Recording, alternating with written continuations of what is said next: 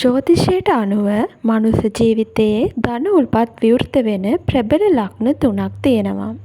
ඒ තමයි කුම්භ ලග්නය, වෘෂභ ලග්නය, කන්‍යා ලග්නය. අපි අද විස්තරාත්මකව මේ ගැන කතා කරමු. අපි මුලින්ම කතා කරමු කුම්භ ලග්න හිමියන් ගැන. 2026 වසරේ වැඩිපුරම ධනය ආකර්ෂණය වෙන්නේ කුම්භ ලග්න හිමියන්ටයි. ඉතින් ඔබ සතු අමුතු සහ නව්‍ය අදහස් මහා ධන උල්පතක් බවට පත්වන කාලය තමයි මේ ඇවිත් තියෙන්නේ. තාක්ෂණික හෝ විදේශීය සම්බන්ධතා හරහා ඔබට කිසිදා සිඳී නොයන විශාල ධන ප්‍රවාහයක් උදා වනු ඇත. අපි ඊළඟට කතා කරමු වෘෂභ ලග්නය ගැන. වෘෂභ ලග්නයට අධිපති වෙන්නේ සිකුරු ග්‍රහයා. ඉතින් ධනයට ඉතාමත් හිතකර වෙනවා.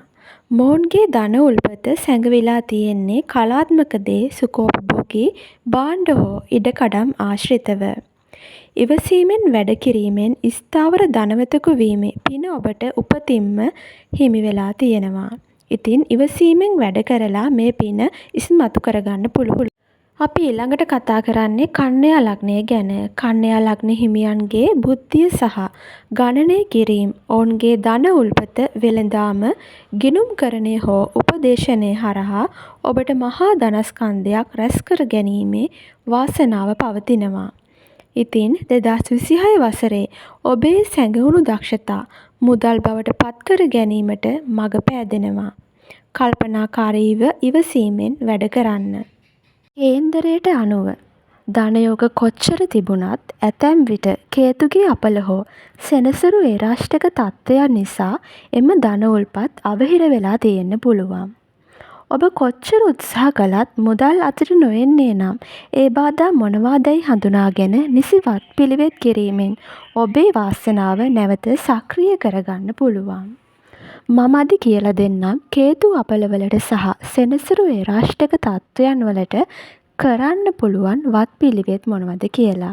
මුලින්ම අපි බලමු කේතු අපලවලට.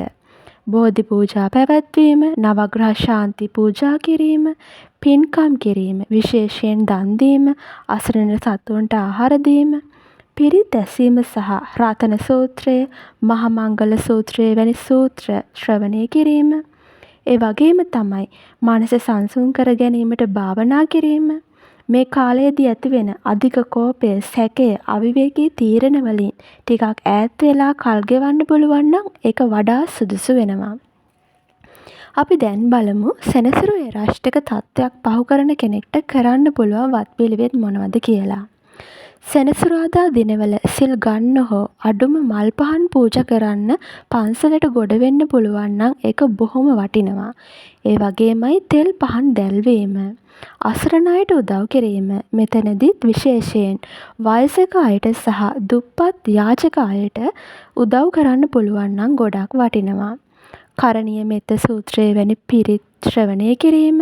ඒ වගේම තමයි මේ කාලයේදී ඉවසීම, විනය සහ සරල ජීවිතයක් පවත්වාගෙන යාමෙන් සෙනසුරු ඒරාෂ්ටක තත්ත්වයෙන් මදක් මිදිලා ඉස්සරහට යන්න ඔබට හැකියාව පවතිනවා.